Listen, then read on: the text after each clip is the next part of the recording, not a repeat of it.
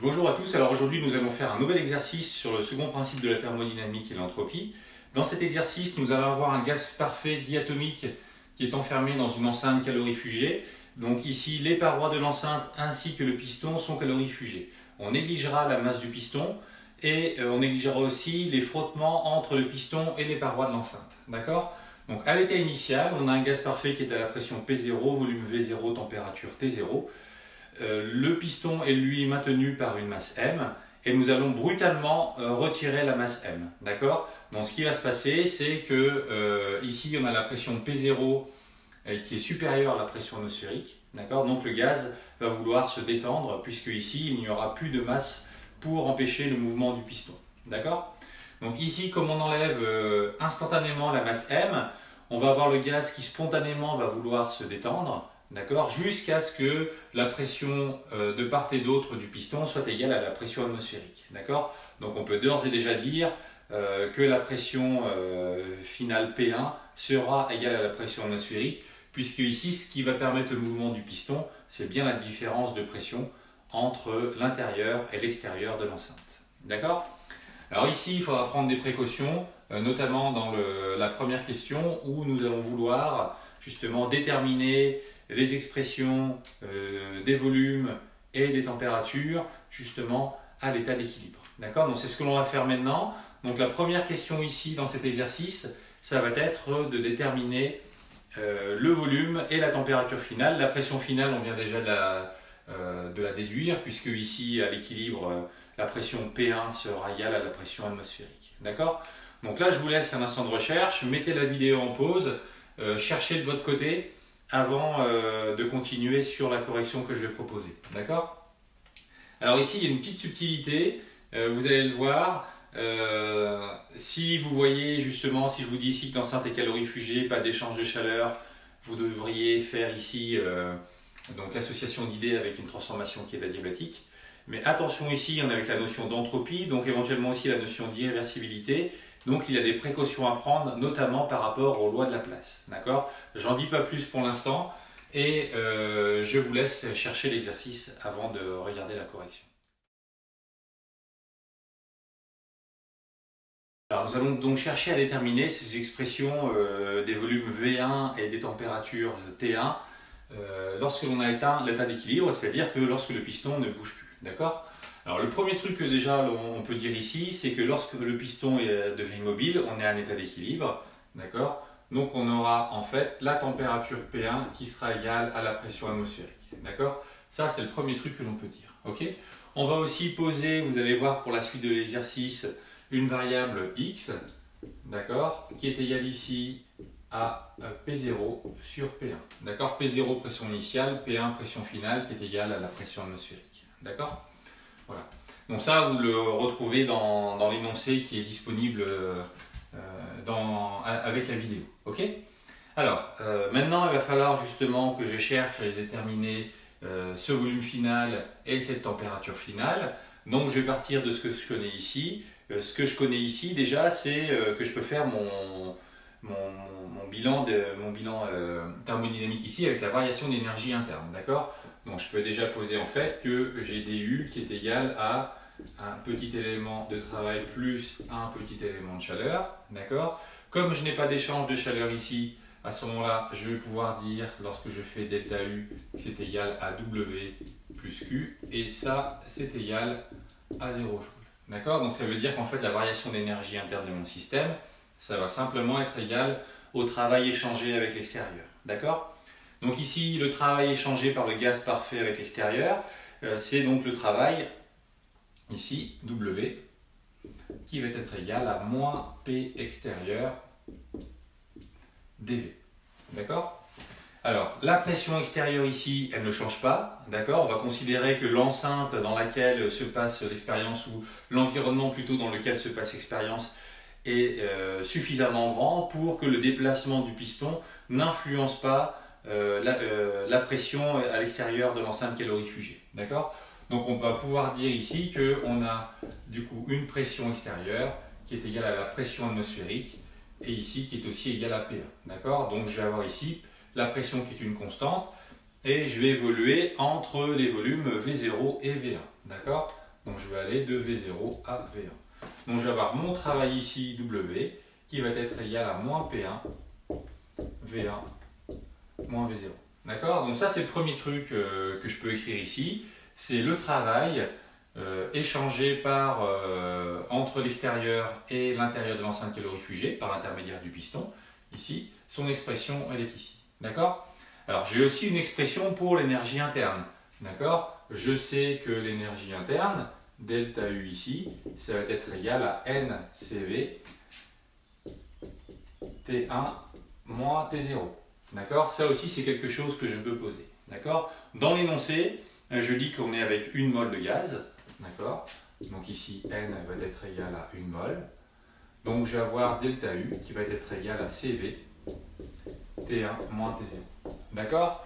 Donc grâce à ce que je connais déjà sur le premier principe de la thermodynamique qui me permet de faire un bilan énergétique de ma transformation, je peux écrire la variation d'énergie interne pour un gaz parfait. Ça c'est important, ce qu'on écrit ici c'est toujours pour un gaz parfait.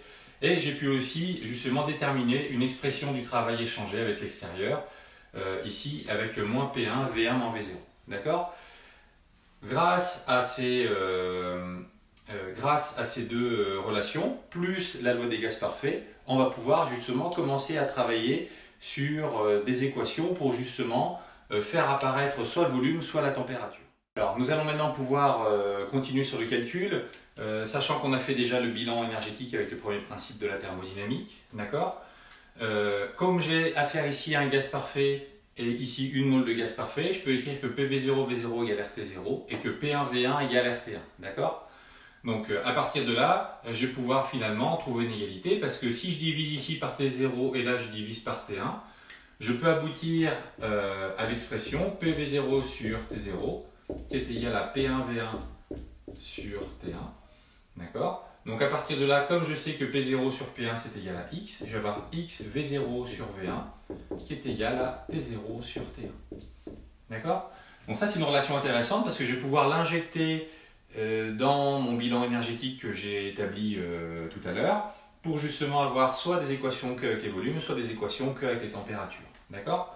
Donc si je reprends mon bilan énergétique de tout à l'heure, j'avais ici du CV T1 moins T0, d'accord, qui est égal à moins P1 V1 moins V0. D'accord? CV, pour un gaz parfait, on peut dire que c'est égal à R sur gamma moins 1. T1 moins T0, ben là ce que je vais faire en fait ici, je vais factoriser par T1. D'accord? Donc ça je vais le faire après, je vais d'abord écrire ça. Ok? Ici je peux factoriser par V1. Donc je vais avoir du moins P1 V1 facteur de 1 moins V0 sur V1. D'accord? Ici j'ai factorisé par T1. Donc je vais avoir ici du RT1 sur gamma moins 1, 1 moins T0 sur T1. Vous voyez, de cette manière-là, en fait, je vais faire apparaître T0 sur T1. Je vais pouvoir donc du coup le remplacer par du X V0 sur V1. D'accord? Donc comme ça, j'aurai quelque chose uniquement en fonction des volumes. Donc là, j'arrive à cette expression qui est là. Je vais diviser par T1. Donc en divisant par T1, en fait, ce que je vais faire apparaître, du P1 V1 sur T1 ici. Donc je vais faire apparaître du R. Donc je vais avoir ici R gamma moins 1 facteur de 1 moins T0 sur T1 qui est égal à moins R facteur de 1 moins V0 sur V1.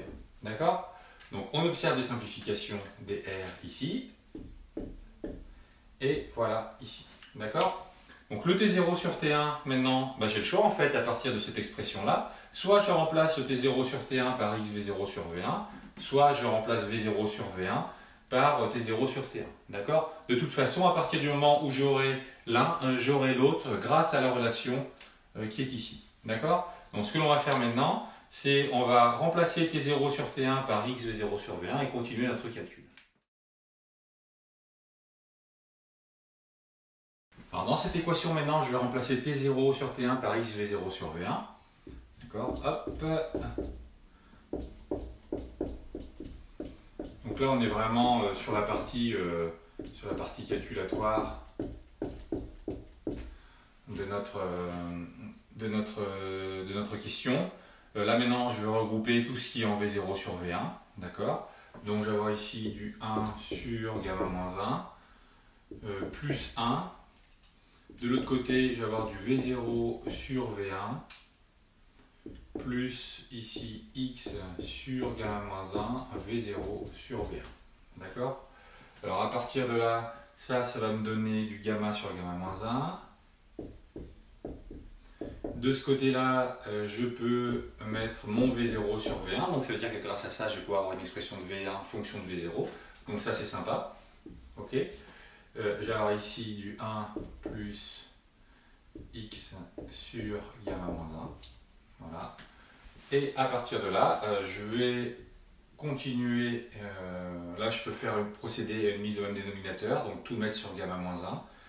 Les gamma moins 1 vont se simplifier. Et je vais avoir ici du gamma qui est égal à V0 sur V1, facteur de gamma moins 1 plus x. Ok? Donc à partir de là, c'est facile. Maintenant, je peux isoler mon V1. D'accord? Et en conclusion ici, je vais pouvoir dire que V1, c'est égal ici à V0, facteur de gamma moins 1 plus x sur gamma. Voilà. Donc là, j'ai l'expression de V1, ici.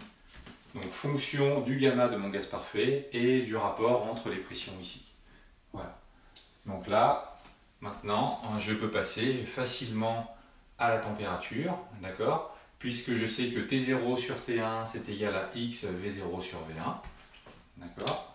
Donc à partir de là, je vais le faire sur sur un tableau effacé. Mais maintenant j'ai cette expression de V1, ça va être très facile de trouver l'expression de T1. Alors on s'occupe maintenant de déterminer l'expression de T1. J'ai V1 qui est ici. Ok. Je rappelle que j'ai X V0 sur V1 qui est égal à T0 sur T1. D'accord. Donc à partir de là, je vais avoir T1 qui va être égal à T0 sur X V0 sur V1, d'accord? V0 sur V1, je vais l'avoir grâce à l'expression qui est ici, et je vais donc avoir mon expression de T1, d'accord? Alors V0 sur V1, je vais l'écrire ici, V0 sur V1, ça va être égal à gamma sur gamma moins 1 plus x. Ok? Donc ici, je vais avoir T1 qui va être égal à T0, gamma, alors divisé par V0 sur V1, ok, donc je vais me retrouver avec du gamma moins 1 plus x sur un gamma x. Voilà. D'accord? Donc là j'ai l'expression de T1. D'accord? Donc je répète ici, j'ai divisé par V0 sur V1, ce qui revient en fait ici, c'est beaucoup plus simple de le voir comme ça. Voilà, ok. Donc ça veut dire en fait que finalement j'ai V1 sur V0, ce qui ici ne sert absolument à rien. Et je vais me retrouver avec ça pour mon expression du coup de la température T1. Et à partir de là, on va donc pouvoir, connaissant la température T0 notamment, d'accord, on va pouvoir revenir sur la température à l'équilibre. D'accord. Le volume V0 n'était pas donné dans l'énoncé, donc par contre on aura une expression du rapport V1 sur V0 qui va apparaître ici. D'accord? Donc voilà pour cette première question sur justement déterminer les grandeurs d'état lorsque le piston est immobile, c'est-à-dire lorsque l'on a éteint l'état d'équilibre de notre système. Ok? Donc on va faire les applications numériques et ensuite on passera à la question numéro 2 sur le bilan énergétique de notre système. Alors ici on va faire rapidement les applications numériques. L'idée c'est plutôt d'avoir des valeurs numériques et de mettre en application ce qu'on a vu sur les formules. En soi, là on a fait le travail essentiel, c'est plus pour un entraînement final dessus. Donc le rapport V1 sur V0, si on fait l'application numérique ici, vous voyez d'ailleurs les résultats apparaître à droite de l'écran avec l'application que j'utilise pour faire les calculs. Vous trouvez ici à peu près 1,35 et ici vous trouvez 262 degrés Kelvin. D'accord? Donc ce qui est normal, il y a une détente du gaz. La détente du gaz impose ici en fait que l'on ait du coup une baisse de la température. Okay. Et puis on a une augmentation du volume. Voici très bien. Le volume V1 sur V0, ici il est plus grand que 1. Donc tout se passe bien. D'accord? Quand vous faites des applications numériques, ayez toujours aussi un petit regard critique sur ce que vous êtes en train de faire. Alors, notamment Ici, l'homogénéité, d'accord, ça c'est important. Ça c'est sans dimension, puisque gamma c'est sans dimension. X aussi, donc là c'est bien sans dimension, c'est bien un rapport. Ici, j'ai une température fois quelque chose qui est sans dimension. Donc c'est bien homogène à une température. Ok. Augmentation du volume, ça c'est bien supérieur à 1. D'accord. Détente du gaz, baisse de la température dans cette expérience. Donc ça c'est bien inférieur aux 295 degrés Kelvin de départ. Ok. Voilà. Donc voilà pour cette première question. La question suivante maintenant va être une question assez rapide puisque c'est simplement faire un bilan énergétique de la transformation. D'accord, on l'a déjà plus ou moins fait, donc on va le reprendre très rapidement. C'est plus une petite synthèse de tout ce qu'on a déjà utilisé dans notre raisonnement pour obtenir les grandeurs d'état à l'équilibre. Nous allons maintenant passer à la question numéro 2, qui est faire le bilan énergétique de notre transformation. Alors faire un bilan énergétique, c'est vraiment super important. D'accord, c'est grâce à ce bilan que vous pouvez savoir sous quelle forme d'énergie sont transférées les énergies, sont transformées les énergies, dans quel sens se font les transferts, et aussi quantifier les quantités d'énergie transférées. D'accord ? Ça c'est important à avoir en tête. Quand vous faites des études scientifiques ou vous êtes dans des formations d'ingénieurs, vous avez une des finalités justement dans l'étude d'un système, c'est de pouvoir quantifier son coût énergétique. D'accord ? Donc comprendre ou faire un bilan énergétique, ça vous permet vraiment de savoir dans quel sens se font les transferts, quelles sont les quantités transférées, quelles sont les formes d'énergie, quelles sont les transformations d'énergie qui sont opérées. Et à partir de là, vous pouvez, après, grâce à cette bonne compréhension, pouvoir optimiser un système. D'accord ? Donc ça, c'est vraiment important, d'autant plus à l'heure actuelle avec toutes les difficultés que l'on rencontre avec les sources d'énergie et les transformations d'énergie. D'accord ? Alors, dans cette question 2, justement, la question c'est faites un bilan énergétique de la transformation. Je vous laisse quelques minutes, mettez la vidéo en pause, cherchez la réponse et puis ensuite, à partir de là, vous pourrez suivre correctement la correction une fois que vous aurez fait la démarche intellectuelle de votre côté de proposer quelque chose. Okay ? Donc, bilan énergétique, je rappelle, c'est deux grandeurs ici à déterminer, la quantité de chaleur échangée et la quantité de travail échangé. D'accord ? Alors, donc, si on prend la transformation qui est ici, on va se retrouver avec déjà la quantité de chaleur échangée. Alors, on a des enceintes qui sont calorifugées. Donc, ça veut dire pour nous qu'on a une transformation qui est adiabatique. D'accord ? Adiabatique, pas d'échange de chaleur. Donc, la quantité de chaleur ici échangée vaut 0 joules. OK ? Ensuite, on va voir le travail échangé. Donc, le travail échangé ici, on avait une formule tout à l'heure qu'on avait déterminée. C'était égal à moins P1 V1 moins V0. D'accord ? Ce que l'on connaît aussi maintenant, c'est une expression de V1. V1, c'est égal à gamma moins 1 plus X sur gamma V0. Et donc, à partir de là, ce que l'on va faire, c'est pouvoir déterminer la quantité de chaleur, la quantité de travail échangé, et on fera l'application numérique à la fin. Donc, l'idée, en fait, c'est d'avoir justement toutes les grandeurs que l'on connaît. Donc, on connaît le rapport V1 sur V0, on l'a déjà déterminé. Okay, donc ça serait intéressant à voir. D'ailleurs, je vais mettre ici que c'est V1 sur V0. La pression P1, on ne la connaît pas. Donc, ce que l'on va faire ici, on va déjà factoriser par V0. Facteur, donc ici, j'aurai V1 sur V0. Je vais directement le remplacer ici par ça. Donc, on peut déjà faire une petite simplification en mettant tout sur gamma. Donc, en mettant tout sur gamma, je vais me retrouver avec x moins 1 sur gamma. Voilà. Alors, il faut que je fasse disparaître P1. Ce que je connais, c'est le rapport P1 sur P0 qui est égal, P0 sur P1 qui est égal à x. D'accord ? Donc, à partir de là, ce que je vais faire, c'est je vais multiplier et diviser par la quantité RT0. Je vous rappelle en fait qu'on a une mole de gaz. Donc, c'est pour ça que je ne mets pas N RT0, mais RT0, puisque N vaut 1 ici. D'accord ? Voilà. Donc, à partir de là, je vais pouvoir faire apparaître le P0. Je le rappelle ici. P0, ça va être égal à RT0 sur V0. Donc, RT0 sur V0, je l'ai ici. D'accord ? Donc, je vais avoir du moins RT0, P1 sur P0, x moins 1 sur gamma. Or, P0 sur P1, c'est égal à x ici. Je vais donc avoir W qui va être égal à moins RT0 x moins 1 sur gamma x. Voilà. Et donc là, j'ai l'expression du travail qui est échangé.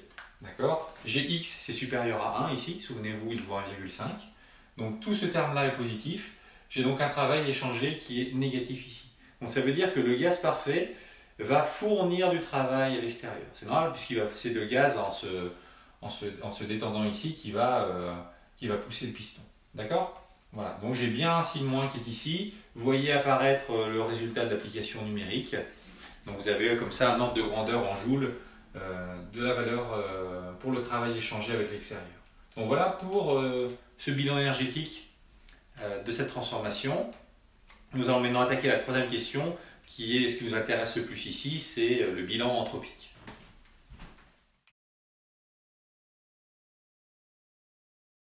Nous arrivons maintenant à la troisième question qui est faire le bilan anthropique. Alors quand on parle de bilan anthropique ici, je vais être plus spécifique dans la question, vous allez calculer la variation d'entropie de la transformation pour ce gaz parfait. D'accord? Donc là, je vous laisse mettre la vidéo en pause et chercher de votre côté comme d'habitude. Alors essayez d'aller au maximum dans l'avancement du calcul.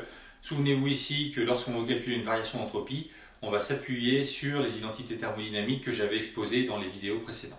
D'accord? Donc à partir de là, je vous laisse mettre la vidéo en pause. Une fois que vous pensez avoir la bonne réponse ou vous bloquez, remettez la vidéo en lecture. D'accord? Alors, les identités thermodynamiques que l'on va utiliser ici, c'est celle sur l'énergie interne, du égale T ds moins PdV. Donc à partir de là, je vais avoir une petite variation ds qui va être égale à du sur T plus P sur T dV. Comme je suis dans le cas d'un gaz parfait, je vais pouvoir remplacer du par NCV dt. Je suis dans le cas d'une mole de gaz parfait, donc le N vaut 1. J'ai donc ds qui est égal à CV dt sur T. Le P sur T, je vais pouvoir le remplacer par R sur V. Toujours pareil, il y a une mole, donc le N vaut 1. Et à partir de là, je vais avoir la variation d'entropie de mon système. Donc la variation d'entropie de mon système, c'est CV, intégrale de T0 à T1 dt sur T, intégrale de V0 à V1 dV sur V. Donc je continue le calcul ici, c'est assez simple. Donc je vais avoir du CV ln de T1 sur T0 plus R ln de V1 sur V0. Je connais un équivalent pour CV, c'est égal ici à R sur gamma moins 1, ln de T1 sur T0 plus R ln de V1 sur V0. D'accord? Des questions précédentes, je connais une relation entre T1 et T0 ou une relation entre V1 et V0. D'accord? Donc on va les rappeler ici. Donc j'ai T1 sur T0, c'est égal à V1 sur X V0. Et j'ai V1 sur V0 qui est égal à gamma moins 1 plus X sur gamma. D'accord? Donc ce que je vais faire dans un premier temps, c'est que je vais remplacer T1 sur T0 par cette expression, je vais la réinjecter dans le logarithme. Et une autre chose que je vais faire, c'est je vais vouloir regrouper tout en un seul logarithme. D'accord? Ça va me permettre en fait de travailler le rapport V1 sur V0 qui va être apparent dans les deux logarithmes. D'accord? Et d'essayer d'arriver à une formule un peu plus condensée de la variation d'entropie. On continue notre calcul. Donc T1 sur T0, je peux le remplacer par V1 sur X V0. Dans la foulée, je vais passer le coefficient devant en exposant.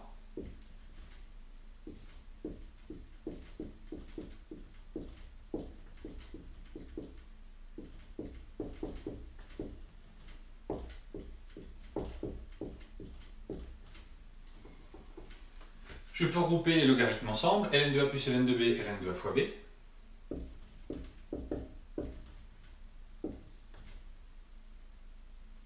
Donc ce que je vais faire ici, vous voyez, le x qui est là, je vais le dissocier du V1 sur V0. Je vais le mettre avec sa puissance R sur gamma moins 1. Comme ça, j'aurai un rapport V1 sur V0 que je vais pouvoir ensuite regrouper avec l'autre V1 sur V0. D'accord? Comme ça, vous voyez, on a un peu plus rapidement de la clarté sur notre calcul.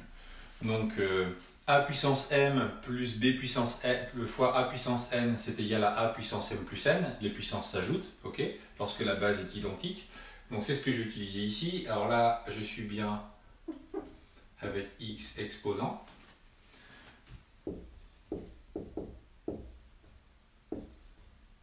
Donc je vais avoir du 1 sur x exposant r sur gamma moins 1.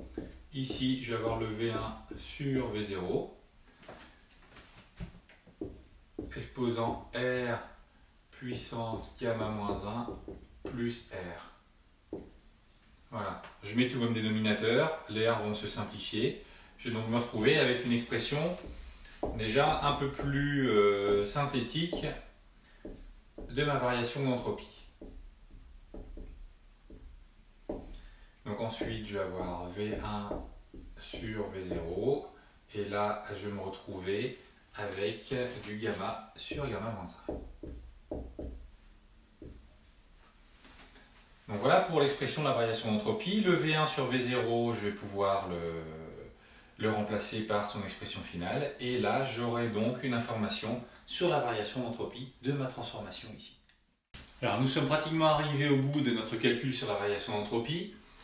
Donc le delta S ici, alors je remarque finalement que dans l'expression que j'ai là, j'ai le puissance R sur gamma moins 1 qui apparaît là, qui apparaît ici aussi, d'accord. Le V1 sur V0, je vais pouvoir aussi le travailler, d'accord. Donc ce que je peux faire ici, c'est je peux mettre finalement le R sur puissance gamma moins 1 à l'extérieur de mon système, ok. Donc je vais me retrouver avec R sur gamma moins 1, ln de 1 sur x, d'accord, fois V1 sur V0 puissance gamma. Voilà, d'accord. Vous voyez, vous vérifiez, je repasse le R en exposant, donc ça va faire tout ça exposant R sur gamma moins 1. Donc ça fera gamma R sur gamma moins 1, ici 1 sur x R sur gamma moins 1, je retombe bien sur mes pattes, donc je n'ai pas fait d'erreur ici. D'accord. Maintenant, je vais en arriver à l'expression finale de cette variation d'entropie. D'accord. Donc j'ai 1 sur x ici, le V1 sur V0, du coup ça va me donner ici, il faut que je reprenne l'expression de V1 sur V0, donc c'est égal à gamma moins 1 plus x sur gamma, puissance gamma. Voilà. Et donc ça c'est une formule importante qui va nous servir pour après. Donc là on a la variation d'entropie de notre transformation. Vous avez l'application numérique là qui apparaît avec la valeur qui est obtenue pour cette variation d'entropie. D'accord? Donc à partir de là, on va pouvoir passer à la question suivante qui est étudier et quantifier l'entropie créée.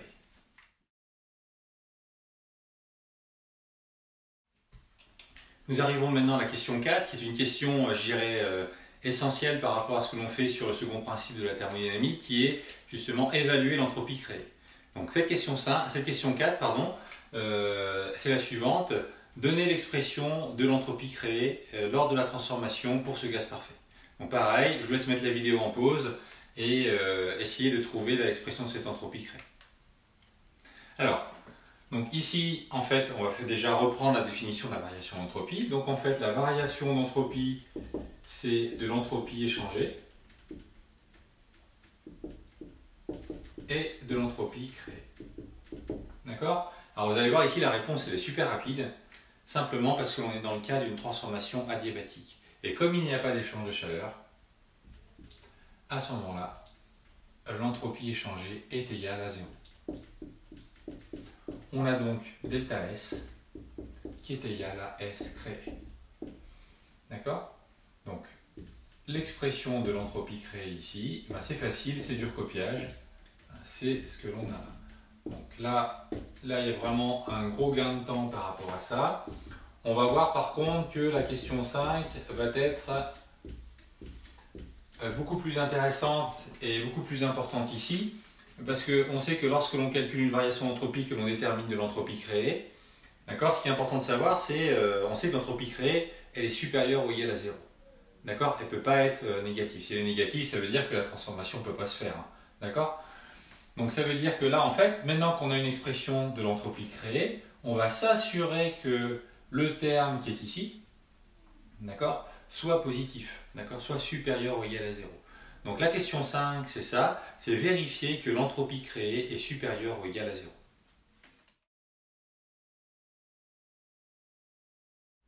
Question numéro 5, donc comme je l'ai dit ici, on va s'assurer que l'entropie créée est supérieure ou égale à 0. Bon, c'est pareil, vous avez quelque chose ici qui est fonction d'une variable x, donc le r c'est une constante, le gamma est une constante, donc on voit que tout va dépendre du rapport entre les pressions.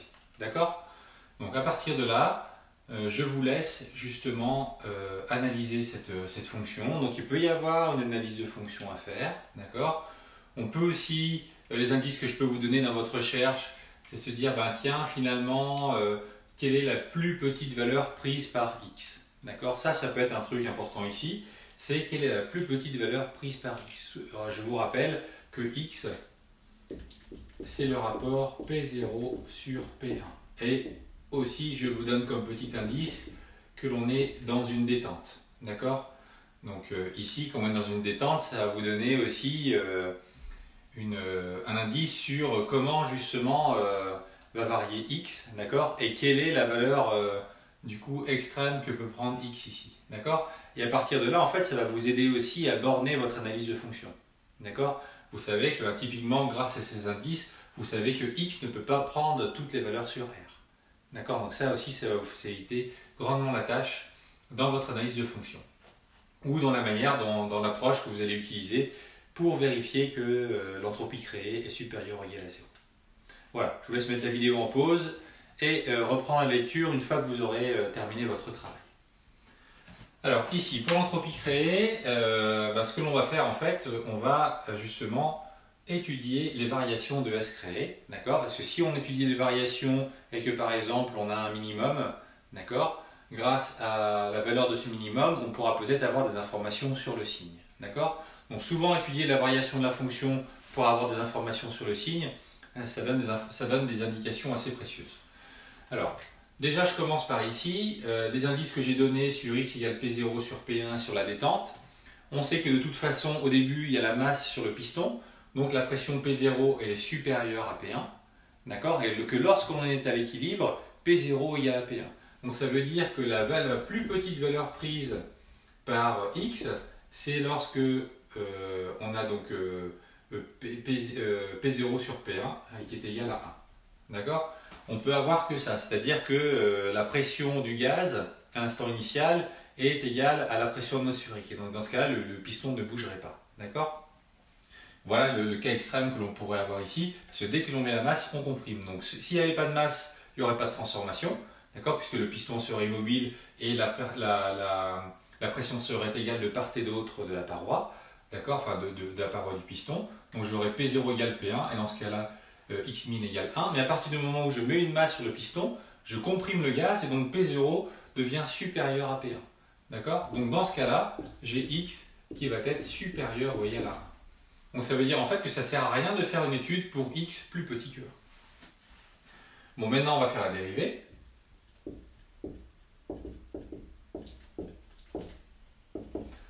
Donc si on dérive ça, donc R sur gamma moins 1, c'est une constante.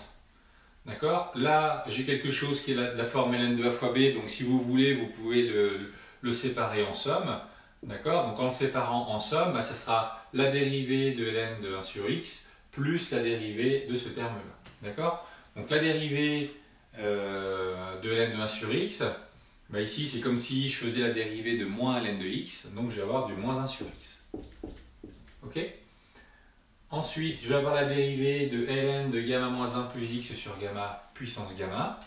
Donc là, c'est pareil, j'ai décidé de séparer en somme de log. Je vais passer le gamma en coefficient. Donc je vais avoir gamma. Alors là, peut-être pour des raisons de clarté, je vais quand même développer un peu ce que je suis en train de faire ici.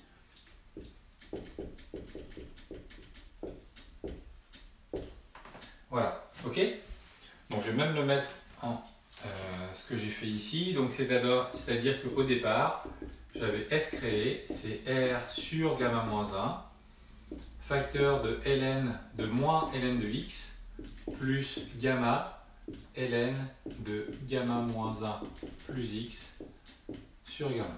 D'accord? Voilà en fait comment j'ai redécomposé l'entropie créée pour dériver rapidement en fait ma fonction. D'accord? Donc du coup, dérivée de ln de x, ça donne de 1 sur x. Le gamma, il est ici. Je vais avoir la dérivée de ça ici. Donc la dérivée de ln de gamma moins 1 plus x sur x, c'est la dérivée de ln de u, c'est du prime sur u. D'accord? Vous voyez, donc c'est vraiment des mathématiques simples ici.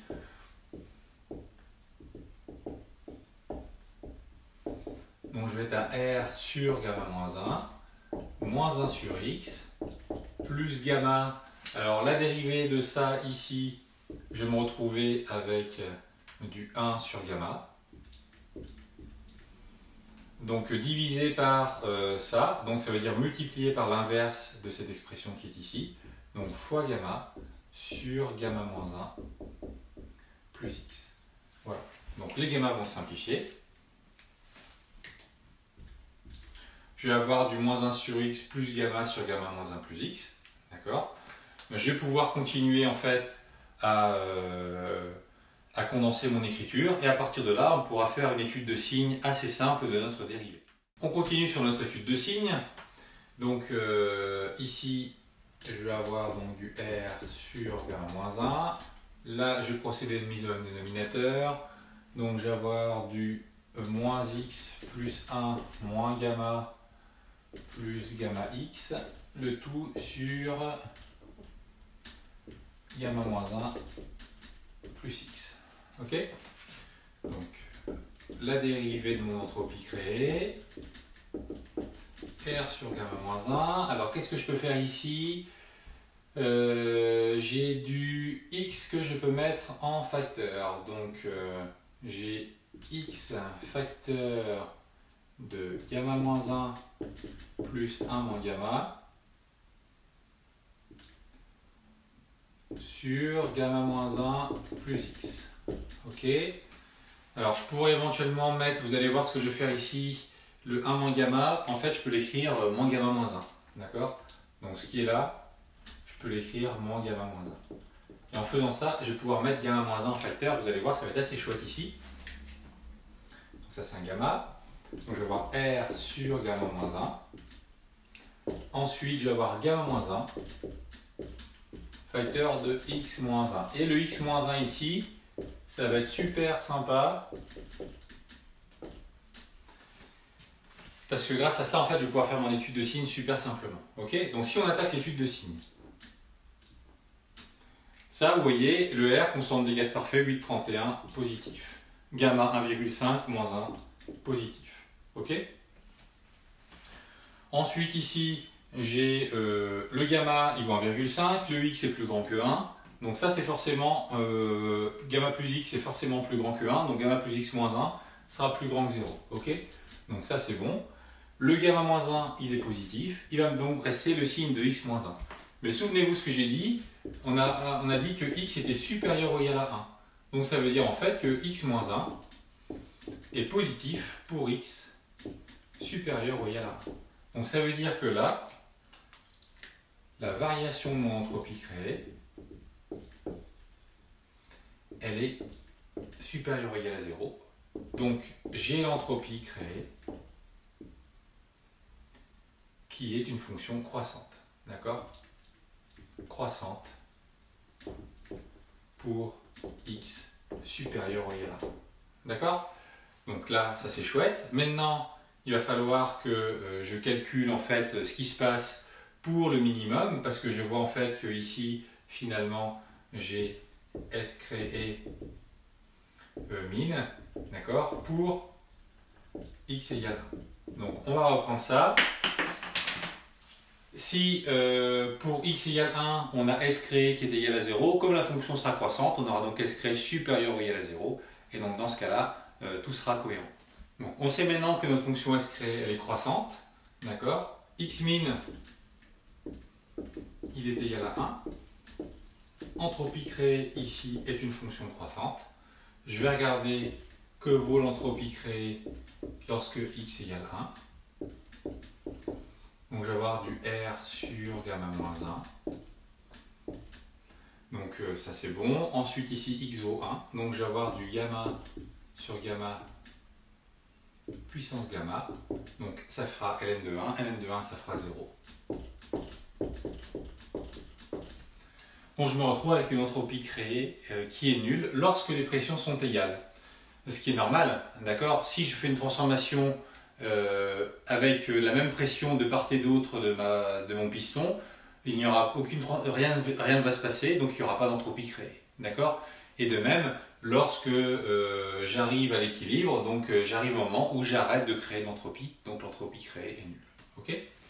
Donc sur l'ensemble de la transformation, maintenant à partir du moment où j'ai un x supérieur à 1, donc là où je vais permettre à mon gaz de pouvoir se détendre lorsque je retire brutalement la masse, ça c'était vraiment un truc sur lequel il faut revenir maintenant, c'est ma transformation se commence au moment où j'enlève la masse directement. C'est-à-dire que je n'enlève pas la masse petit à petit, c'est-à-dire que je ne diminue pas la masse par des petits éléments de masse infinitésimaux qui pourraient du coup faire penser que l'on est à des états successifs quasiment identiques, et donc dans ce cas-là il pourrait y avoir la notion d'irréversibilité.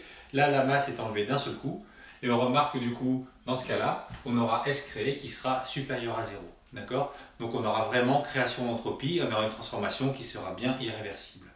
Donc c'est ça la conclusion ici de cet exercice, c'est lorsque j'enlève la masse du piston, le gaz va se détendre, il va donc pousser le piston jusqu'à ce que la pression à l'intérieur de l'enceinte soit égale à la pression atmosphérique, et cette transformation est irréversible parce que ici, pour x strictement plus grand que 1, j'ai S créé qui est strictement positive. D'accord? Donc j'ai bien une transformation ici qui est irréversible. Voilà ici pour cet exercice qui, je l'espère, vous permet d'approfondir un peu plus ce concept sur la variation d'entropie et sur l'entropie créée.